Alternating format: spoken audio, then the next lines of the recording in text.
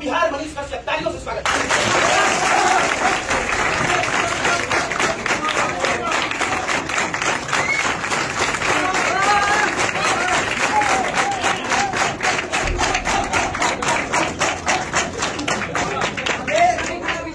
Public platform का कुमार अभिनव का ये पहला शो है और इस शो में जो भी हमारा गेस्ट होगा उसके 2 पॉइंट सीधा सवाल है और वो ज्यादातर सवाल आप लोग करेंगे, बस शुरू का 3-4 सवाल हम करेंगे। बाकी मनीष कश्यप किसी परिचय के मुहताज नहीं है, ये बताने की जरूरत नहीं है कि इन्होंने पत्रकारिता को 360 डिग्री घुमा के रख दिया है और इससे यहाँ उपस्थित तमाम लोग सहमत होंगे।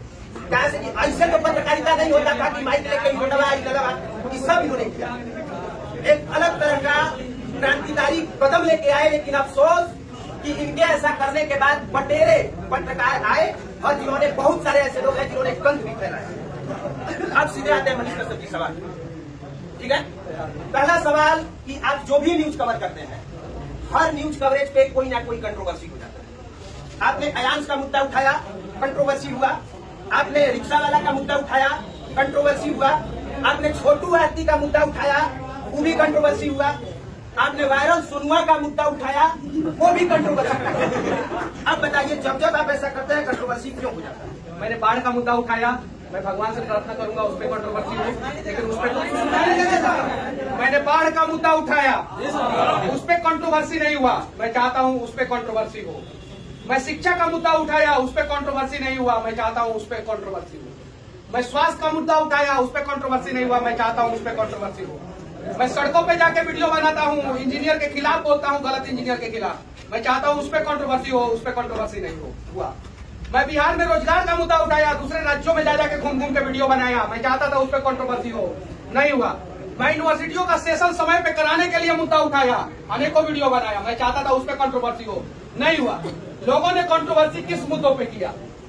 जिसपे उन लोगों को कोई जानकारी ना हो, नॉलेज ना हो, लॉजिकली बात ना हो, उस पर जाके जो है उल जुलूल बोल देना, उस पर कंट्रोवर्सी हो। यूनिवर्सिटी में जाके वीसी से बात करने के लिए पहले अपने अंदर वीसी जगाना पड़ेगा। इंजीनियर से बात करने के लिए पहले अपने खुद के अंदर इंजीनियर बनना पड़ेगा। ब्लॉक में घुस के बीडीओ और सीओ से बात करने के लिए पहले वो नॉलेज इकट्ठा करना पड़ेगा। थाना में घुस के पुलिस से बात करने के लिए पहले जो है आपको जो है नॉलेज होना चाहिए। उन सब चीजों पे कंट्रोवर्सी नहीं हुआ, 4-5 मुद्दा पे कंट्रोवर्सी हुआ। यानी कि लोगों ने अपने व्यूज के लिए जानबूझ के उसको विवादित बनाया। एकदम बिल्कुल अपने व्यूज के लिए। मैंने आरती छोटू का मुद्दा उठाया, 2 वीडियो किया, उसके बाद से मैं निकल गया, बिहार से बाहर चला गया। मैंने सोनू का मुद्दा उठाया, मेरे से पहले भी नेशनल न्यूज वाले दिखाए थे सोनू वाला। मेरे से पहले भी आयांश वाला खबर जो है दैनिक भास्कर में और न्यूज 18 में चल चुका था। मैंने उठाया, कंट्रोवर्सी हुआ, उसके बाद से मैं आगे बढ़ा। मैं मुद्दा उठाता हूँ, मेरे पीछे पीछे टांग खींचने के लिए लोग कंट्रोवर्सी करते हैं और मैं और मजबूती के साथ आगे बढ़ जाता हूँ। दूसरा सवाल सोचने का मौका नहीं मिलेगा। असदुद्दीन ओवैसी 4 बार के सांसद रह चुके हैं, एक प्रतिष्ठित पद पर है और मनीष कश्यप उनके बारे में क्या बोलते हैं पहले सुनिए। रहा है उसको जिस दिन टांग लिया जाएगा, ओवैसी संरक्षण दे रहा है। क्या नाम है उसका? ओवैसी। जिस दिन ओवैसिया को टांग लिया जाएगा ना, उस दिन इस प्रकार का घटना नहीं घटेगा। तो हाय हिम्मत मोदी जी क्या करते हैं हम बता रहे हैं। कुछ लोगों को बुरा लग जाएगा। एक साथ बीजेपी के प्रवक्ता को भेजते हैं, उधर से ओवैसी आता है, टीवी चैनल पर बैठ जाता है, दुर्मुर्गा की तरह लड़ता है और लड़ने के बाद भूख लगता है तो जाके बिरयानी एक ही साथ खाता है।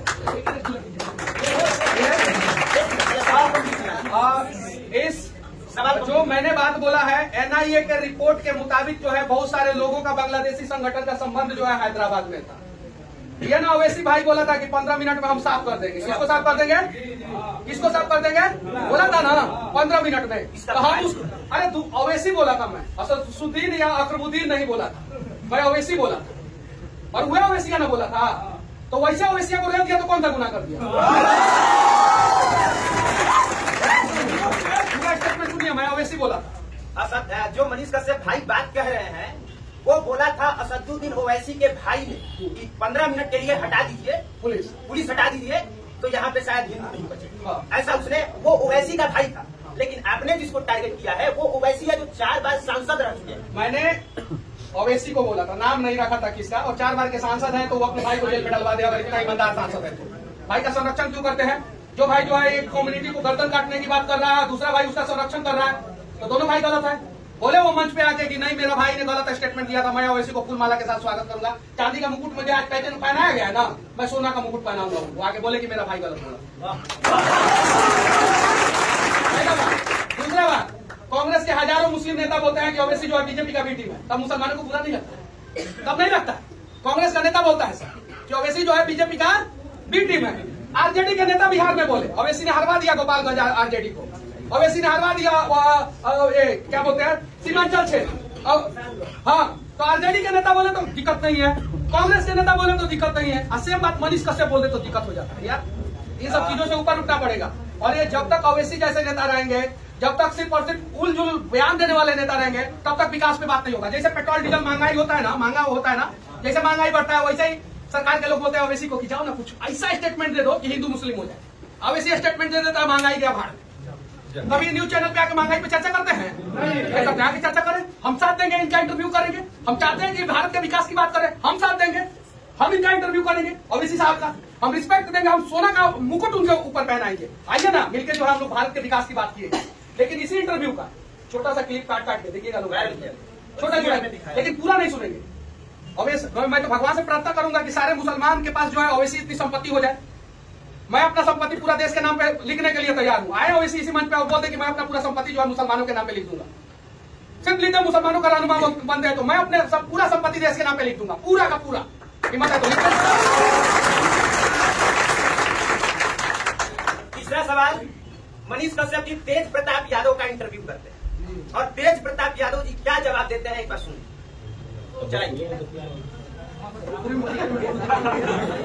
मुख्यमंत्री के बेटा और माई और पिताजी मंत्री अच्छा सुनो, भोजपुरी के 8वां अनुसूची में डाले चाहिए नहीं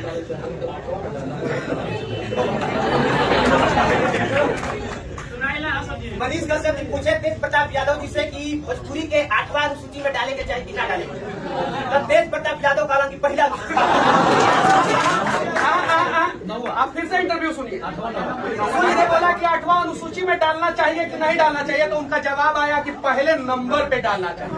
सुनिए फिर से, रिपीट कीजिए, सुनिए पहले नंबर पे डालना चाहिए। पहला अनुसूची नहीं बोले, पहले नंबर पे डालना चाहिए। यानी 8वां अनुसूची का भी पहला नंबर हो सकता है या पहला अनुसूची का भी पहला नंबर हो सकता है।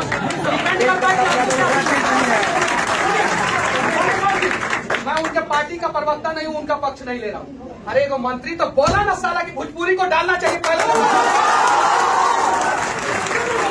उसके बातों को मजाक बनाया गया, उसके बातों को मजाक बनाया गया, लेकिन भोजपुरी भाषी कोई आदमी नहीं आवाज उठाया कि भोजपुरी को जो है पहला अनुसूची में डाला जाए, दूसरा में डाला जाए, तीसरा में डाला जाए, चौथा में डाला जाए, 8वां में डाला जाए या 808वां में डाला जाए। किसी ने आवाज उठाया? तो देखिए उस मंत्री, मतलब कि हम तेज प्रताप यादव के उस बात से निगेटिव भी समझ सकते हैं, हम निगेटिव भी समझ सकते हैं, हम तेज प्रताप यादव की उस बात को पॉजिटिव भी ले सकते हैं कि भोजपुरी अभी अनुसूची में नहीं है, किसी अनुसूची में नहीं है। तो भोजपुरी किसी अनुसूची में होना चाहिए कि नहीं होना चाहिए? लेकिन हम भोजपुरिया भाषी जो है हाथ के जगह पे टांग खींचते हैं। तेज प्रताप ने पहले नंबर पे काहे बोल दिया, काहे बोल दिया भाई पहले नंबर पे? उन्होंने तो कम से कम स्टेटमेंट इस प्रकार से दिया कि कम से कम कंट्रोवर्सी हुआ, लोगों को पता भी चला कि भोजपुरी अनुसूची में नहीं। तो प्रयास किया जाए ना, भोजपुरी भाषी है ना, ये भोजपुर एरिया है ना, पूरा सब एक ही एरिया है ना, भोजपुरी का उत्पत्ति हुआ है ना। तो चर्चा किया जाए कि भोजपुरी को 8वां अनुसूची में डाला जाए। और इसमें से किसको पता है कि संविधान में कितना अनुसूची है? किसको पता है कि अनुसूची में अनुसूची क्यों बनाया गया है? और पहले नंबर अनुसूची जो है उसमें क्या क्या चीज पे जिक्र है, 8वें नंबर अनुसूची में क्या क्या जिक्र है, किसी को नहीं पता। अरे आके बताना दो, नहीं पता, नहीं पता, स्टेटमेंट रिकॉर्ड होगा तुम्हारा, आओ बताओ, नहीं पता। पहले पढ़ो और तब कंट्रोवर्सी करो, पहले उन चीज को समझो। 8वां अनुसूची में भाषा का जिक्र हुआ है, ठीक है, और इसलिए अनुसूची का जब भी मांग होता है, भाषा का जब भी मांग होता है, 8वां अनुसूची मांग होता है। इन चीज को समझिए पहले। और 8वां अनुसूची के पहले नंबर पे भी वो चीज हो सकता है, फिर से प्ले करके सुन लीजिए, फिर से सुन लीजिए। पहले नंबर पे डालिए। मुख्यमंत्री के बेटा और माई और पिताजी दोनों आदमी मुख्यमंत्री वाला बात होगा, कोई बात ना तो मंत्री वाला अच्छा सुनिए, भोजपुरी के 8वां अनुसूची में डाले चाहिए कि ना डाले चाहिए? एकदम डाले चाहिए, 8वां में नंबर 1 पे डाले। और एक व्यक्ति जो मेरे बगल में बैठा है उसकी माँ मुख्यमंत्री है, उसके पिता मुख्यमंत्री, और भोजपुरी में बात करने से शर्मा नहीं रहा है। यहाँ तो विधायक जी के लड़का लोग भोजपुरी में ना बतिया लो, बक्सर के विधायक जी लोग आओ लोग कहो लोग कि हमारा लड़का भोजपुरी में बतिया लो, अंग्रेजी एकदम फराटेदार बोले तो गर्व की बात होगी चाहिए। तेज प्रताप में अगर कमियां हैं तो निकाला जाए, अच्छाइयां है तो उसको भी दिखाया जाए। तेजस्वी यादव में कमियां हैं तो निकाला जाए, अच्छाइयां है तो उसे भी दिखाया जाए।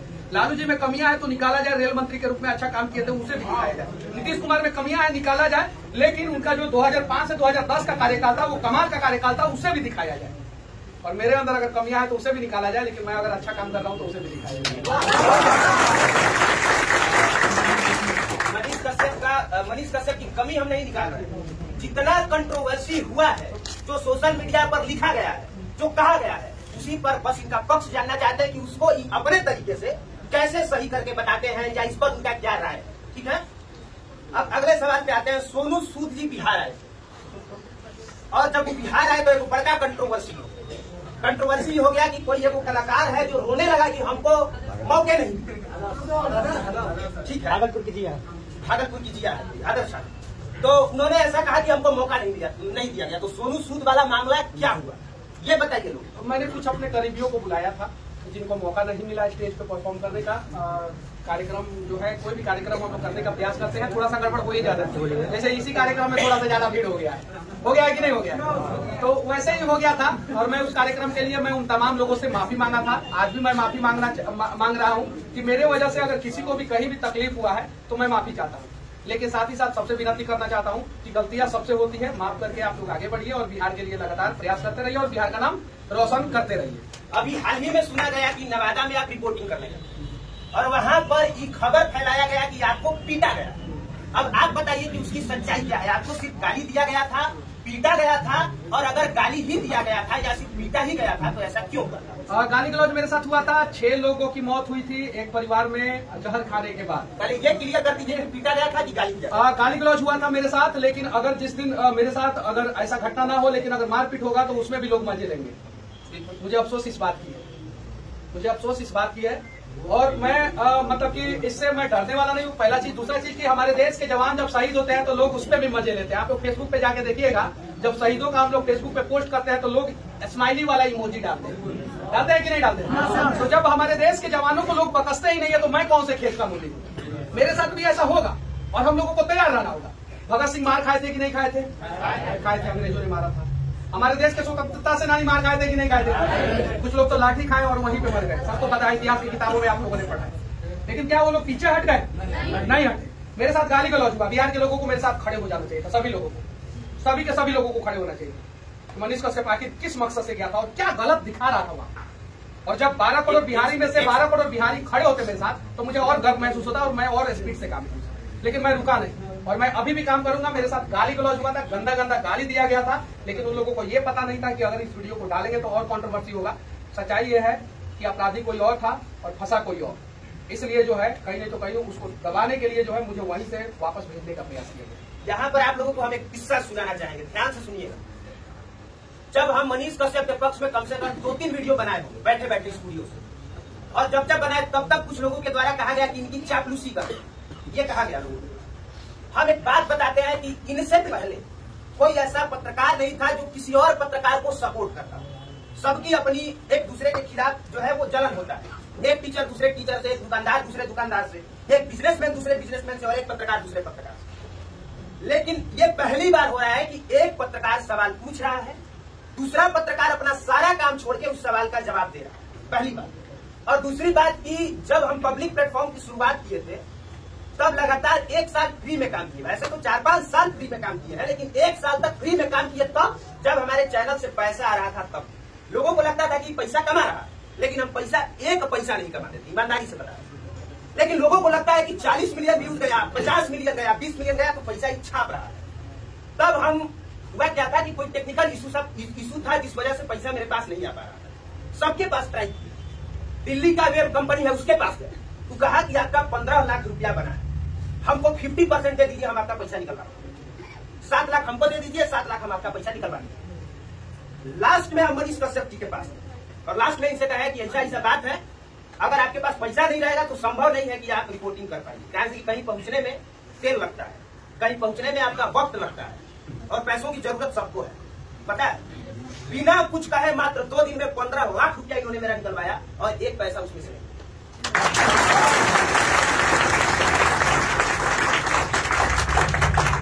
लेकिन हम सपोर्ट सिर्फ इसलिए नहीं करते हैं, जब जनता जंक्शन के प्रशांत राय को पीटा गया था ना, हम वीडियो उस समय भी कर रहे हैं। जब जब ऐसा हुआ है तब तब बनाए, लेकिन ये बस इनकी खुददारी बता रहे हैं कि मनीष कश्यप वो शख्स है कि अगर कोई आ जाता है कि ये चीज है तो ये ईमानदारी से करते हैं। हालांकि इसके बाद बहुत लोगों ने तोड़ने का प्रयास किया, इसमें कोई डाउट नहीं है, बहुत लोगों ने तोड़ने का प्रयास किया, लेकिन जो सच है वो है। इतना हम जानते हैं मनीष कश्यप के बारे में कि अगर कोई आदमी आ जाए तो उसके साथ सेल्फी खिंचाना हो तब, पैसा का डिमांड कर दिया तब, चाहे कह दिया कि हमको इस चीज की जरूरत है तो जितना हो सकता है उतना करते हैं। अब जब इंटरव्यू पे आएंगे तो फिर से कड़वा सवाल। मुझे उम्मीद नहीं था कि अभिनव भाई जो है इस बात का चर्चा जो है कभी कहीं किसी मंच पे करेंगे, मुझे उम्मीद नहीं था, लेकिन मुझे अच्छा लगा कि इन्होंने उस बात का चर्चा किया। और भगवान करे कि सब लोग खूब तरक्की करें, खूब तरक्की करें। मुझे बहुत सारे लोग बोलते हैं कि आप किसी पत्रकार को इंटरव्यू मत दीजिए मनीष जी, काहे लायक अपना कंपटीटर खुद बना रहे, बहुत सारे लोग बोलते हैं, लेकिन मेरे पास कोई भी आता है तो मैं दे देता हूँ, चाहे मुझे पता रहता है कि मेरा एंटी क्यों ना हो, पूछ लेता है तो बोल देता हूँ। कुछ लोग आके बोलते हैं कि मनीष भैया तुमको कड़वा सवाल पूछेंगे, थोड़ा सा आप डांट दीजिएगा ना वीडियो में तो हमारा पेज मोनेटाइज हो जाएगा।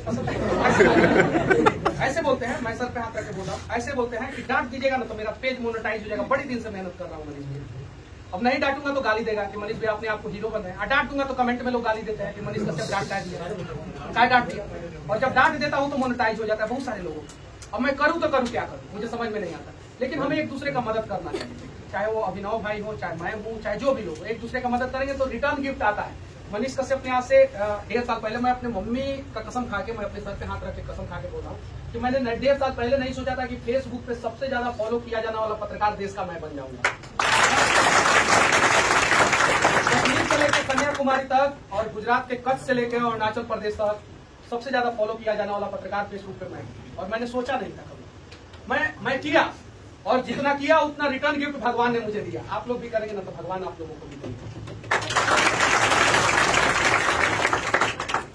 अब आप एक वो घटना बताइए जिसमें रिपोर्टिंग करने के दौरान आपको सबसे ज्यादा मुश्किल, मतलब पैसा आपको ऑफर किया गया हो कि ये खबर मत दिखाइए, धमकी मिला हो कि जान से मार देंगे अगर ये कीजिएगा तो, या जाने में मुश्किल हुआ हो, या कुछ भी एक ऐसा बताइए जो आपके करियर का सबसे मुश्किल रिपोर्टिंग रहा। मैं वो जगह नहीं बताऊंगा, लेकिन मैं वो घटना बता रहा हूँ।